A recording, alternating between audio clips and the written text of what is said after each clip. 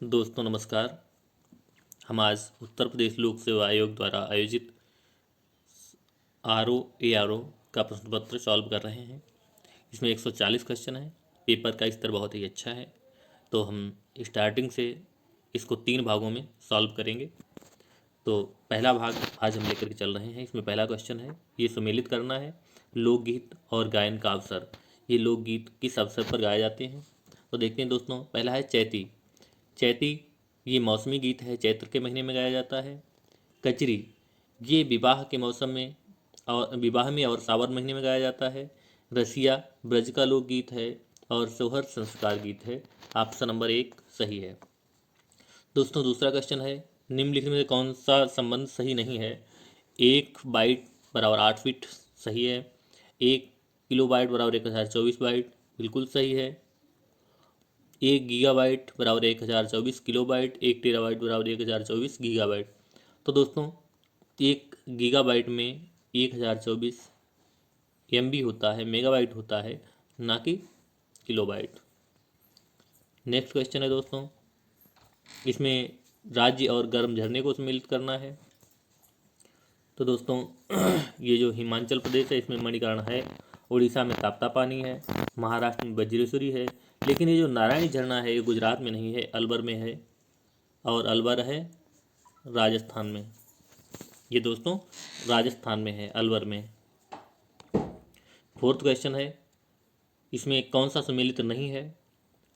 Company अधिनियम 2013। दोस्तों company अधिनियम 2013 में पारित किया गया। भारतीय संविदा अधिनियम 1970। दोस्तों ये 1970 में नहीं, सॉरी 1870 में नहीं, ये 1872 में आया था। दोस्तों 1872 में आया था, ये 70 में नहीं आया था। साझेदारी अधिनियम 1932, वस्तु विक्रय अधिनियम 1930, ये सही हैं। लेकिन इसमें जो हमें गलत बताना है, यानी राइट आंसर जो है वो हमारा है भारतीय संविधान अधिनियम 1870, क्योंकि 1870 नहीं, ये 72 है। नेक्स्ट क्वेश्चन है, ब्रिटिश भारत में सैन्य बल पर केंद्रीय राजस्व का कितना प्रतिशत व्यय होता था? दोस्तों ये एग्जैक्ट बताना तो थोड़ा कठिन है कि कितना व्यय होता है, और इस बारे में स्पष्ट पढ़ा भी नहीं गया है, तो इसका आंसर अभी नहीं बताया जा सकता। नेक्स्ट क्वेश्चन हम देखते हैं, काकोरी षड्यंत्र केस में प्रधान आरोपी पंडित रामप्रसाद बिस्मिल को उत्तर प्रदेश के किस शहर में फांसी दी गई थी? तो दोस्तों पंडित रामप्रसाद बिस्मिल जी को गोरखपुर में फांसी दी गई थी, गोरखपुर जेल में। नेक्स्ट क्वेश्चन है, पूर्वी उत्तर प्रदेश की पहली केबल कार सेवा निम्नलिखित में से किस जनपद में प्रारंभ हुई? दोस्तों महाराजगंज में। नेक्स्ट क्वेश्चन है, तुलसी के पौधे का औषधीय महत्व निम्न में किसकी उपस्थिति के कारण होता है? तो दोस्तों ये होता है फिनोल एवं फ्लेवोनाइड्स की उपस्थिति के कारण। नेक्स्ट क्वेश्चन है, निम्नलिखित शब्दों में से कौन सा एक शब्द TEACHERS से नहीं बनाया जा सकता? दोस्तों सब बनाया जा सकते, लेकिन ये चेयर नहीं बनाया जा सकता। CHAIR, क्योंकि टीचर में आई कहीं पर नहीं आ रहा है। नेक्स्ट क्वेश्चन है, भारत में निम्नलिखित में से किसे एक जैव विविधता हॉट स्पॉट माना गया है? दोस्तों ये है पश्चिमी घाट, क्योंकि पश्चिमी घाट में ये जैव विविधता से भरपूर है।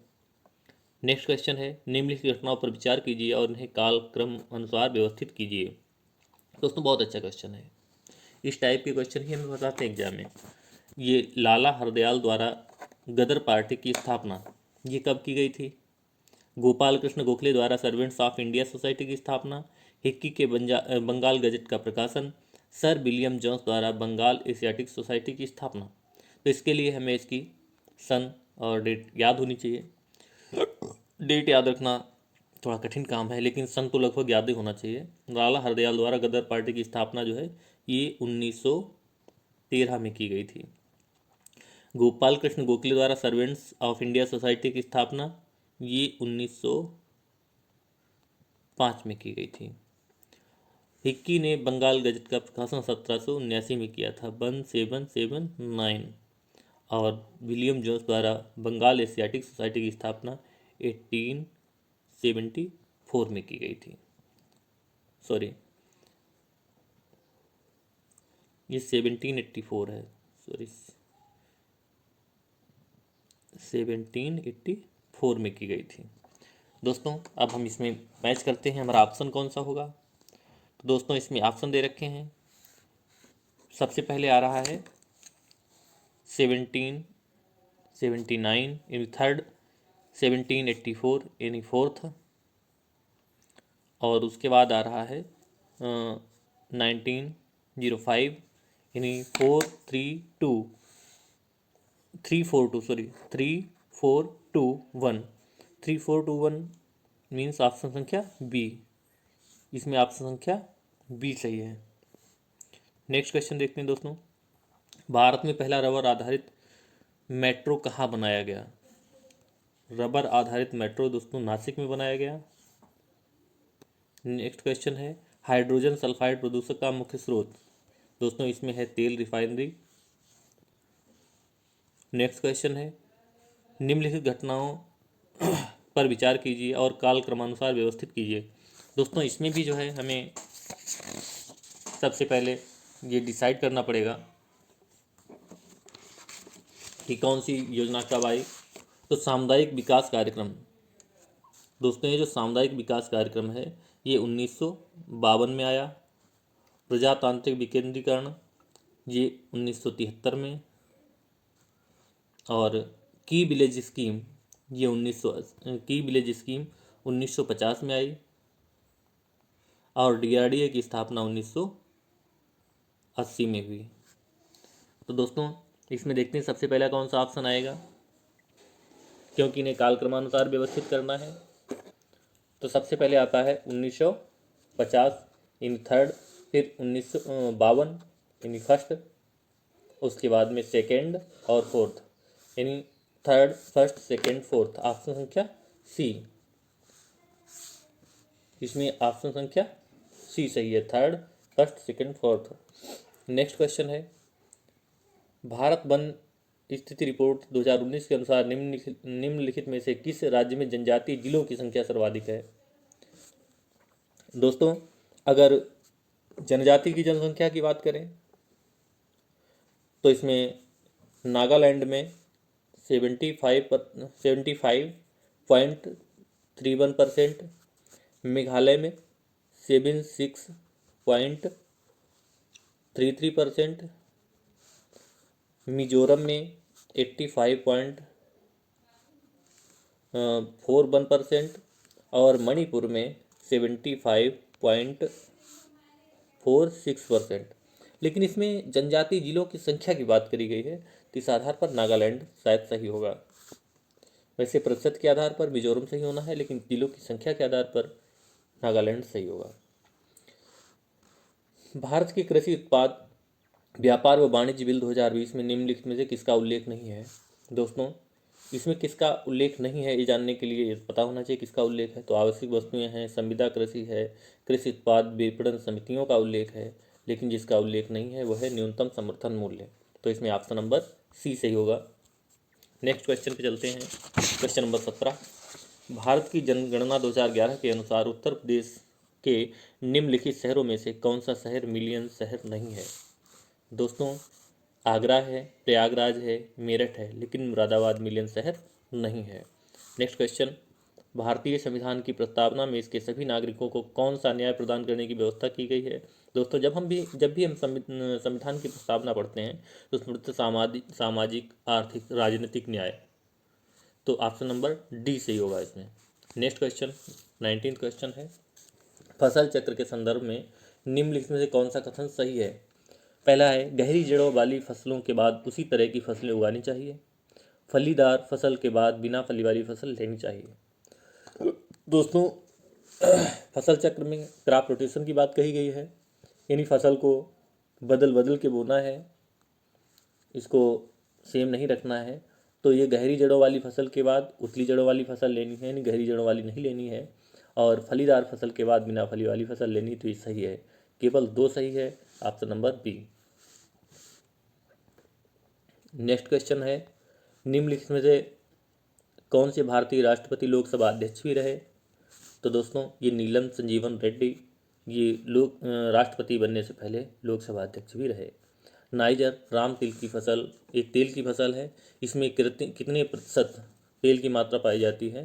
तो दोस्तों ये 37 से 47 इसमें लिखा है, यही है, क्योंकि जो बुक में मैंने पढ़ा है उसमें 45 से 53% तेल की मात्रा बताई गई है, ये इससे नियरेस्ट है, तो ऑप्शन डी सही होगा।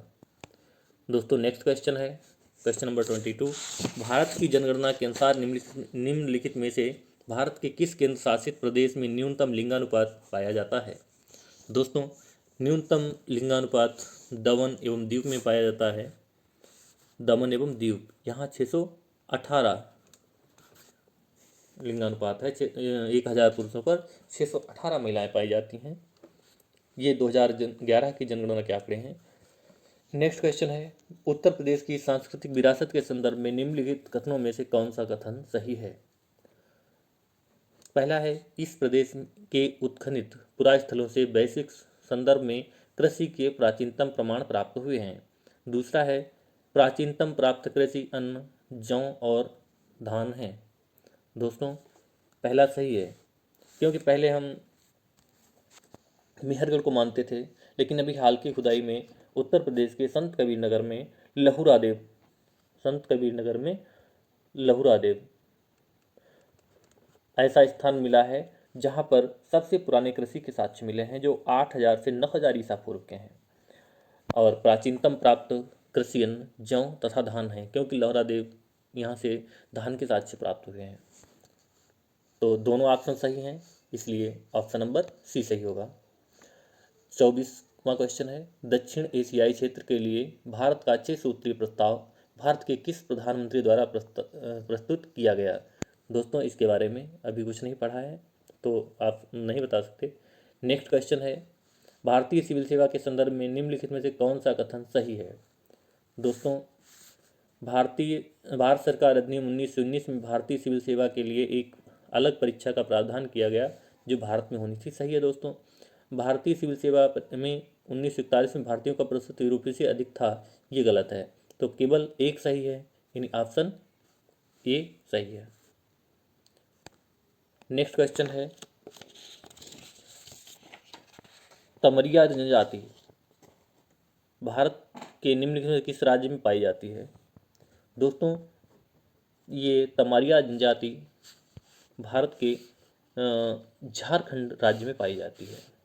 नेक्स्ट क्वेश्चन है, भारतीय नीति आयोग द्वारा प्रकाशित ESGD इंडेक्स एवं डैशबोर्ड 2020-21 के अनुसार निम्नलिखित में कौन सा राज्य सतत विकास लक्ष्यों से संबंधित अपने प्रदर्शन में शीर्ष 10 राज्यों में सम्मिलित नहीं था?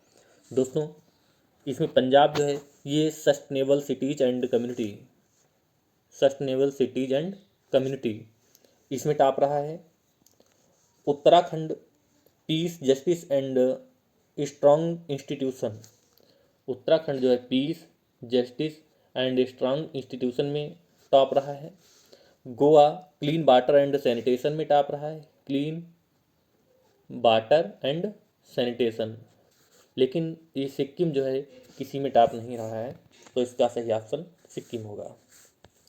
नेक्स्ट क्वेश्चन है दोस्तों, निम्नलिखित में से किस देश में उसकी कुल ऊर्जा आवश्यकता का 99% जल विद्युत से प्राप्त होता है? दोस्तों ऐसा देश है नॉर्वे।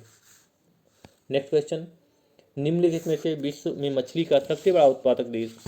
दोस्तों मछली का सबसे बड़ा उत्पादक देश है चाइना, ऑप्शन नंबर बी सही होगा। नेक्स्ट क्वेश्चन, भारत की राष्ट्रीय अर्थव्यवस्था का सबसे बड़ा स्रोत? तो ये सर्विस सेक्टर है, भारतीय अर्थव्यवस्था का सबसे बड़ा service sector. Next question, black pottery के लिए geographical indication tag Uttar Pradesh में निम्नलिखित में किसी स्थान से संबंधित है? दोस्तों ये निजामाबाद से संबंधित है।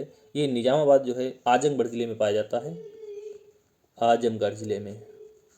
ये ब्लैक पॉटरी के लिए काली मिट्टी यहाँ पाई जाती है, तो काली मिट्टी के बर्तनों के लिए फेमस है, इसे GI टैग दिया गया है। नेक्स्ट क्वेश्चन है, धूपगढ़ चोटी निम्नलिखित में राष्ट्रीय उद्यानों में से किसमें स्थित है? तो दोस्तों धूपगढ़ सतपुड़ा रेंज की चोटी है, जो महादेव की पहाड़ियों में पाई जाती है, तो ये सतपुड़ा राष्ट्रीय उद्यान में है। ये रीजनिंग का क्वेश्चन है, आप देख लीजिएगा। नेक्स्ट है, जनगणना 2011 के अनुसार भारत में निम्नलिखित राज्यों में से कौन से राज्य ने सबसे कम नगरीकरण का प्रतिशत दर्ज किया है? दोस्तों, सबसे कम नगरीकरण प्रतिशत दर्ज करने वाला हमारा जो है यह है हिमाचल प्रदेश। सॉरी, सबसे कम जो है हिमाचल प्रदेश है, क्योंकि हिमाचल में 10.4% 0.4 है, 10.04% नगरीकरण है। बिहार में 11.3 है, 11.3% है। और उड़ीसा में 16.68 है, 16.68। और राजस्थान में 24.89 है, 24.89%। तो सबसे कम प्रतिशत वाला है Himachal Pradesh. Option number A सही होगा। नेक्स्ट क्वेश्चन है, RBI reserve bank of India के निम्नलिखित गवर्नरों पर विचार करें एवं उन्हें काल क्रमानुसार व्यवस्थित करें। दोस्तों, अब इनका भी कार्यकाल पता करना पड़ेगा। दोस्तों, ये जो सी रंगराजन है ये 1992 तक रहे। सॉरी,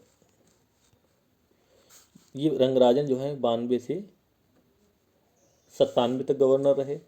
ये आईजी पटेल साहब जो हैं 77 से 82 तक रहे। ये डी सुब्बा राव जी जो हैं ये 2008 से 13 तक रहे। 2008 से 13 तक रहे। और हमारे मनमोहन सिंह जी 1982 से 85 तक रहे।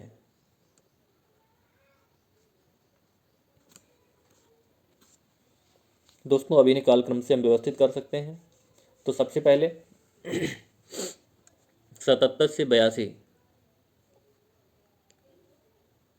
आईजी पटेल साहब, उसके बाद मनमोहन सिंह जी, यानी सेकंड के बाद फोर्थ, सेकंड के बाद फोर्थ, ये ऑप्शन नंबर बी में आता है। तो ऑप्शन नंबर बी सही होगा। नेक्स्ट क्वेश्चन, निम्नलिखित में से कौन से देश अब्राहम समझौता के हस्ताक्षर करता है? दोस्तों, अब्राहम एकॉर्ड जो हुआ है उसके अब्राहम अकॉर्ड के इजराइल, संयुक्त अरब अमीरात और बहरीन, यानी ऑप्शन नंबर सी सही होगा। सॉरी दोस्तों, ये ऑप्शन नंबर सी इसमें सही होगा।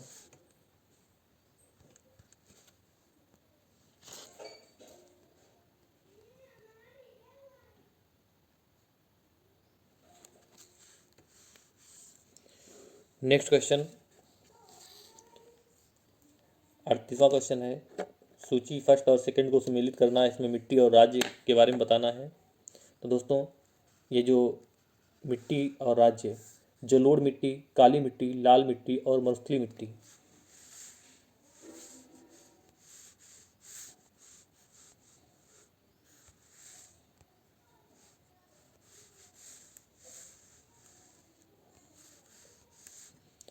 दोस्तों, जलोढ़ मिट्टी ये उत्तर प्रदेश में पाई जाती है, मरुस्थलीय मिट्टी राजस्थान में, और काली मिट्टी महाराष्ट्र में और लाल मिट्टी आंध्रा में। तो हम देखते हैं ऑप्शन कौन सा सही होगा। जलोढ़ उत्तर प्रदेश, यानी फर्स्ट की जगह पर सेकंड, ऑप्शन संख्या बी, ऑप्शन संख्या बी सही है। नेक्स्ट क्वेश्चन,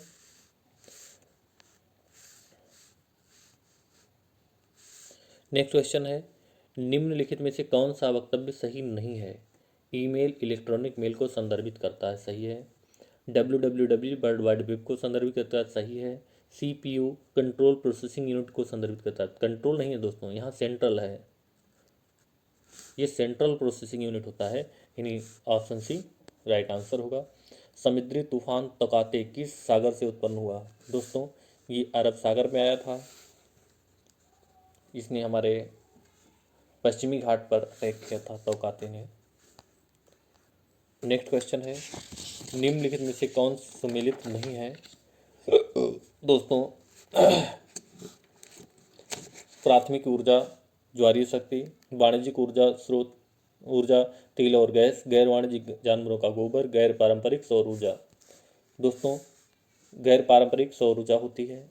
गैर वाणिज्यिक जानवरों का गोबर, क्योंकि इसका वाणिज्यिक बिक्री नहीं होती है। वाणिज्यिक ऊर्जा तेल और गैस हैं। तो ये प्राथमिक ऊर्जा में ज्वारीय शक्ति, यही होगा हमारा आंसर।